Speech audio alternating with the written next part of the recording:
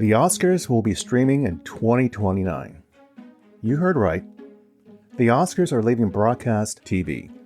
The Academy signed an exclusive streaming deal with YouTube in 2025, ending a nearly 50-year run on ABC.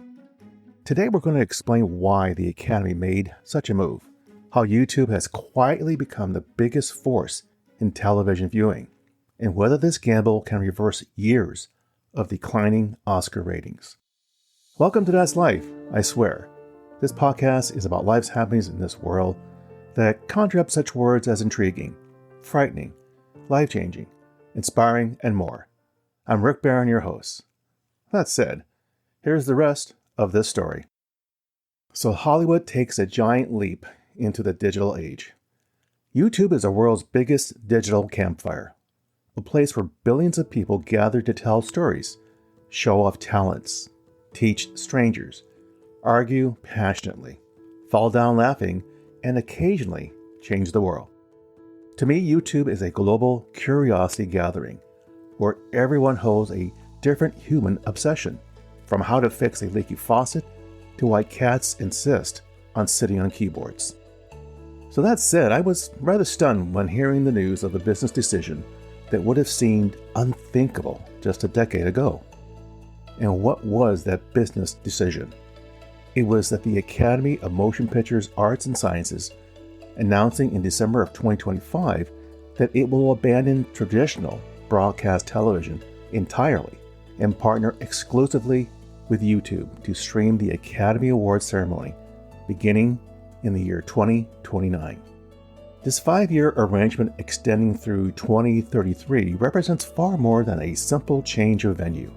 It's a seismic acknowledgement that the entertainment industry has fundamentally shifted. The partnership terminates a relationship with ABC that went back to 1976, when Gerald Ford occupied the White House and Rocky captured America's imagination. For generations of viewers, the Oscars meant gathering around the television set on ABC, making the ceremony synonymous with traditional broadcast television itself. Well, that era now has an expiration date, the 100th Academy Awards in 2028, which will serve as both a centennial celebration and a farewell to conventional broadcasting. Understanding this dramatic pivot requires examining the stark reality facing both the Academy and ABC. The Oscars, once an unstoppable ratings juggernaut, have experienced a steep decline in viewership that reflects broader transformations in how audiences consume content. At its peak in 1998, the year Titanic swept the ceremony, the Academy Awards broadcast attracted an astounding 57 million viewers. Now, fast forward to March of 2025, and that number dropped to 19.7 million. That's about a 65% drop from peak viewership. Now, to be fair, the COVID-19 pandemic accelerated this decline dramatically, with the 2021 ceremony hitting only 10 million viewers. While recent years have shown modest recovery, with this year's 2025 broadcast edging up slightly from the previous ceremony, the path remains unmistakably downward. Now, these aren't just disappointing numbers. They represent an existential crisis for both broadcaster and the Academy alike. ABC's financial arrangement had involved paying approximately $100 million annually for broadcast rights, while generating roughly $140 million through advertising revenue. A portion of those ad dollars flowed back to the Academy, creating a mutually beneficial ecosystem. However, as ratings slumped, ABC responded by increasing commercial inventory during broadcasts, attempting to maintain profitability despite fewer eyeballs. Even with diminished audiences, the Oscars remained the entertainment industry's advertising crown jewel, surpassing the Grammys, Emmys, and even the Macy's Thanksgiving Day Parade in advertising expenditures. Behind closed doors, negotiations between ABC and the Academy revealed incompatible differences about the ceremony's future and financial value. ABC initiated discussions for contract renewal, but the network's position was very clear.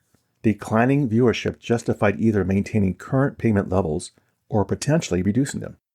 The Academy, conversely, sought a fee increase, pointing to the show's continued status as premium live content despite audience erosion. This standoff proved insurmountable because of what the Oscars represent to the Academy's operational structure. The ceremony isn't merely a showcase event. It generates approximately 60% of the organization's annual revenue. That's a lot of dollars. That funding supports year-round activities including film preservation, educational programs, museum operations, and various initiatives celebrating cinema history. Accepting a reduced rights fee could jeopardize these core mission activities. Creative disagreements compounded financial decisions. ABC executives had long advocated for dramatically streamlining the broadcast by reducing the 24 award categories, arguing this would create a more viewer-friendly experience. The Academy experimented cautiously with this approach several years ago, removing certain categories from the main broadcast. Now, the resulting backlash from members was fierce and immediate. Artists and their advocates viewed the changes as disrespectful and demeaning. This experience made the Academy extremely hesitant about further modifications. Ultimately, the Academy accepted a smaller direct rights fee from YouTube than ABC had been paying. However, Academy leadership believed the overall package provided superior value through multiple dimensions beyond pure cash payment. What made YouTube's offering compelling despite the lower upfront payment? Well, the answer lies in understanding YouTube's dominant position in the evolving media landscape. According to Nielsen data, YouTube now commands 13% of all television viewing time in the United States, the largest share of any streaming platform, surpassing even Netflix 8%. This data point reveals something crucial. YouTube has surpassed its origins as merely a website for watching videos on computers and phones. It now dominates actual television sets in living rooms across America. Bill Kramer, the Academy's chief executive, and Lynette Howell-Taylor, the organization's president, emphasized that the partnership would expand access to the work of the Academy to the largest worldwide audience possible. This global reach proved particularly attractive. While ABC's broadcast primarily served American audiences, YouTube's platform reaches over 2 billion users globally, offering at the same time access across televisions, computers, tablets, and smartphones without geographical restrictions. And here's a footnote. There are currently 8.2 billion people in the world today. The deal encompasses far more than simply streaming the ceremony itself. YouTube committed to featuring year-round Academy content, including programming from events like the Governor's Awards, which recognizes lifetime achievements each fall. The Academy envisions an expanded Oscar channel featuring red carpet coverage, behind-the-scenes content, filmmaker interviews, and historical retrospectives, creating ongoing engagement rather than a single annual broadcast. Perhaps most significantly, Google agreed to undertake a massive digitalization project of the Academy's archives, which contained over 52 million film-related items. This treasure trove of cinema history includes photographs, scripts, costumes, production documents, and countless other artifacts. We will be able to celebrate cinema, inspire new generations of filmmakers, and provide access to our film history, Kramer and Taylor stated, viewing this preservation commitment as invaluable for the Academy's educational mission. Partnership also grants the Academy substantially greater control over sponsorship arrangements, allowing them to negotiate directly with brands rather than working through third parties. This autonomy can prove financially advantageous while ensuring sponsors align with the Academy's values and image. This announcement doesn't exist in isolation. It represents the culmination of trends reshaping entertainment distribution. The Oscars were actually the last major awards ceremony to embrace live streaming, having only simulcast on Hulu in 2025. Other ceremonies moved earlier. The Screen Actors Guild Awards, recently branded as the Actors Awards, began streaming live on Netflix in 2024. Meanwhile, ABC strengthened its position in the awards show ecosystem through other means. The network announced that it had secured exclusive rights to the Grammy Awards under a decade-long deal beginning in 2027, agreeing to pay approximately $50 million annually. The most recent Grammys attracted 15.4 million viewers, down 9% from the previous year, but still representing significant audience reach. YouTube's growing ambitions in premium live programming extend beyond award shows. The platform has held rights to NFL Sunday Tickets since 2023, and in 2025 streamed a Week 1 National Football League game from Brazil that drew over 18 million viewers. These moves have sparked industry speculation that YouTube might pursue broader NFL rights when current media deals potentially come up for negotiation. NFL games remain America's television's most valuable programming, considered essential for major media companies. So what does this mean going forward? There are business lessons to learn here. This historical shift teaches us several crucial lessons about entertainment's future.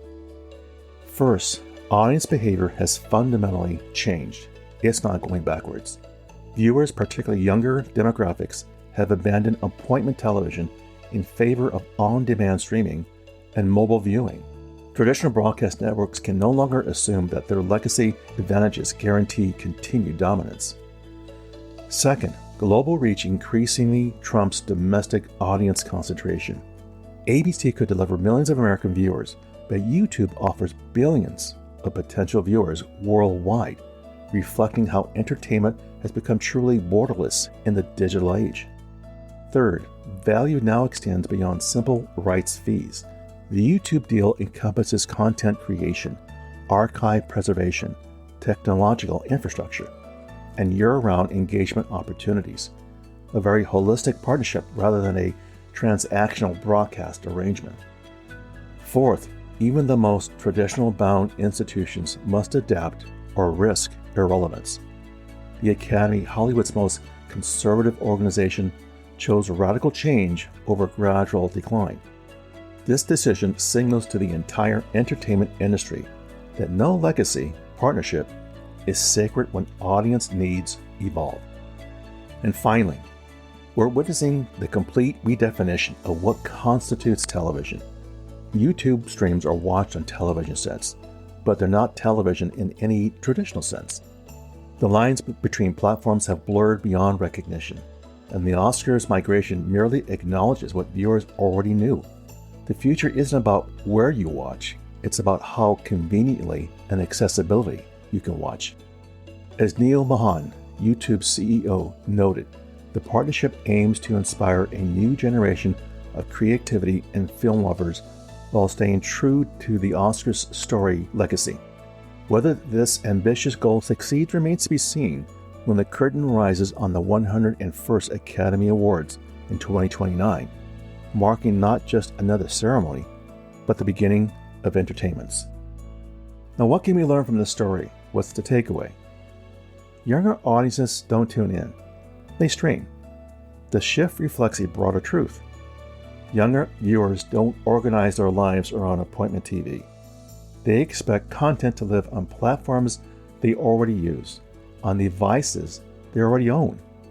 As Nielsen data shows, YouTube now commands a larger share of TV viewing time more than Netflix, underscoring how deeply habits have changed. Distribution matters as much as content. The Academy of Motion Picture Arts and Sciences didn't abandon prestige. It abandoned an assumption that broadcast television is still the natural home for mass cultural moments. By partnering with YouTube, the Oscars are betting that reach, flexibility, and global accessibility matter more than tradition. Well, there you go, my friends. That's life, I swear. For further information regarding the material covered in this episode, I invite you to visit my website, which can be found on Apple Podcasts, for show notes and the episode transcript. As always, I thank you for the privilege of you listening and your interest. Be sure to subscribe here or wherever you listen to podcasts so you don't miss an episode. And we'll see you soon.